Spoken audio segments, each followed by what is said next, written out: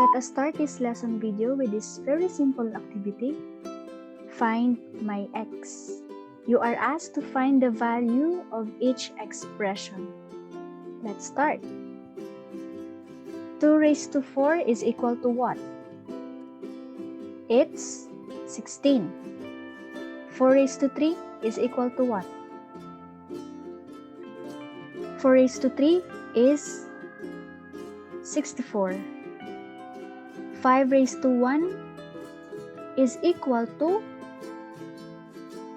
you may use your scientific calculator, it's 1/5.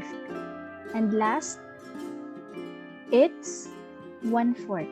Okay, in this topic, we will look at it from another perspective. What if the missing value is the exponent? So let us try this activity 2. Again, find my x. This time, figure out the missing number in the following expressions. Mga exponents yung hinahanap. And how are we going to solve for the exponents in each expression aside from observation or trial and error method? Kasi pwede nyong makuha yung value ng x sa pamamagitan lang ng pag-observe or trial and error method. You may pause the video and think of your answers. Okay, if you can notice, these expressions are written in exponential forms, right? Again, an exponential expression is written in a form of b raised to x.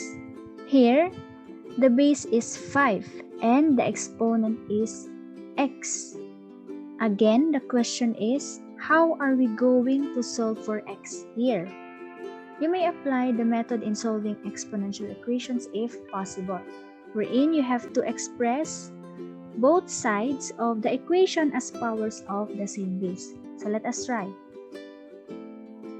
This equation can be expressed as 5 raised to x equals 5 raised to 4 because 5 raised to 4 is equal to 625.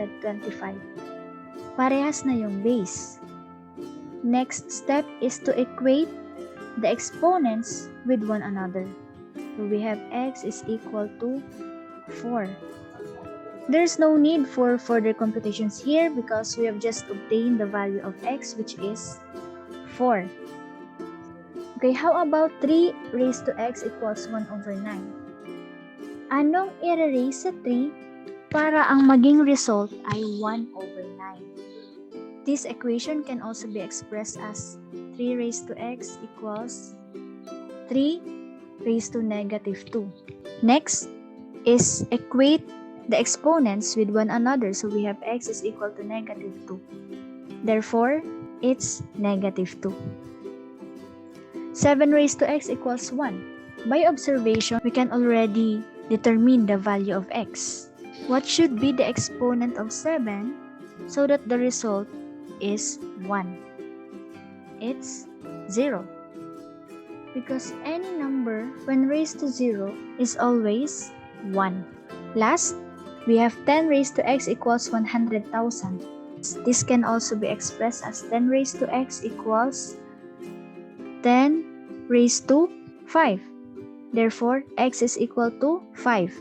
Okay, do you know that there is a mathematical way to present or rewrite these expressions? That is through logarithms.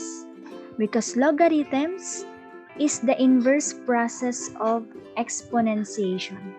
Particularly, exponential functions and logarithmic functions are actually inverse functions. So this topic is very easy because I will just be introducing to you what logarithm is. Okay?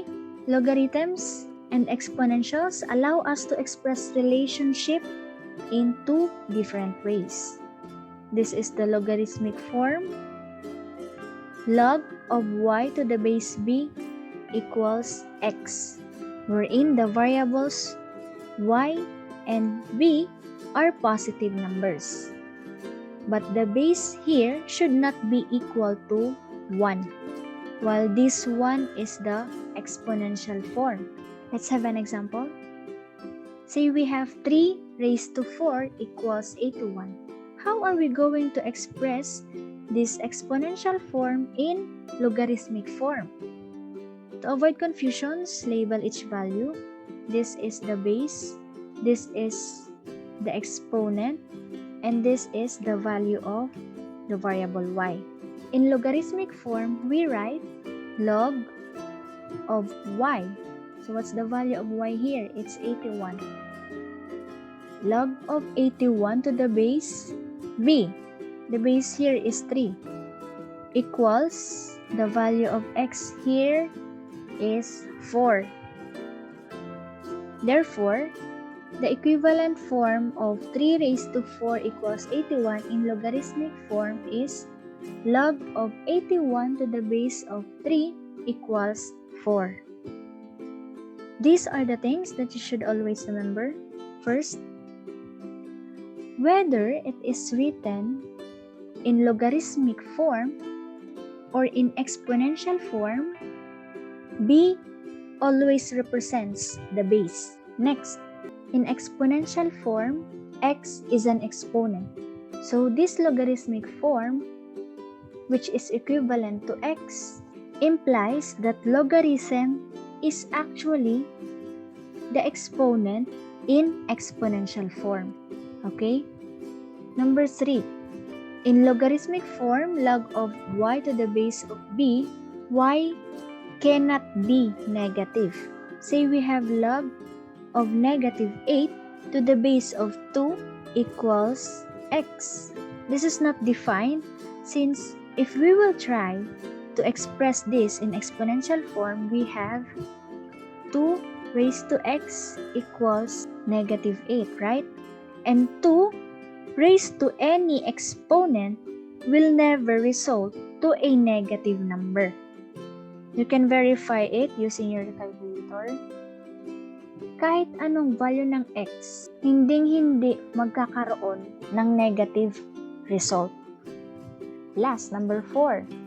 The value of log of y to the base b, which is the variable x, can be negative. So in short, pwede daw maging negative si value ni x. Say for example, log of 1 over 125 to the base of 5 equals negative 3. So in this case, the value of x is negative. Pwede daw maging negative ang x. So i-check ta kung pwede talagang maging negative yung value ni x. So let us try to write this logarithmic form to its equivalent exponential form. So we have 5 raised to negative 3 equals 1 over 125. Is this true? Is 5 raised to negative 3 equal to 1 over 125? Yes. Again, you may verify it using your scientific calculator. So you have to take note all of this. Let's have activity 3. Activity 3 is, I want you to complete me. So let us try this activity. We are asked to complete this table. Kindly pause the video and try to complete the table. Okay, please check your own work. Number 1, log of 32 to the base of 2 equals 5 in logarithmic form is equivalent to 2 raised to 5 equals 32 in exponential form. Next, number 2. What is the equivalent logarithmic form of 9 raised to 3 equals 729? It's log of 729 to the base of 9 equals 3. And we have all of this. Now we have other forms of logarithms, common logarithms and natural logarithms. Ano naman kaya ang tinatawag na common logarithms and natural logarithms? Okay, let's have the common logarithms. These are logarithms with base 10. And the base 10 is usually omitted when writing common logarithms. Omit means to exclude. Say for example, we have log of 100 equals x. This is actually the same with log of 100 to the base of 10 equals x. So, dito sa common logarithms, pag hindi visible si base, pag hindi visible yung base, it is understood to be 10. Pero hindi na siya nilalagay. Pero hindi ibig sabihin walang base. Nandyan lang siya. Hindi nyo lang nakikita. So, if you're going to express this in exponential form, we have 10, which is the base of this logarithmic form, raised to x equals 100. Understood? Siyempre, mayo man masimbag sa ko. On the other hand, natural logarithms are logarithms with base e and are denoted by ln. lnx is another way of writing log of x to the base of e. So, for example, we have ln of 5. This is actually the same with log of 5 to the base of e. So, if the given is ln of 5 equals x, it can also be expressed as e raised to x equals 5. Kasi equivalent itong logarithmic form na ito sa log of 5 to the base of e equals x. That's why we have e raised to x equals 5. I hope you're getting my point. That's all for this lesson video. Thank you for listening.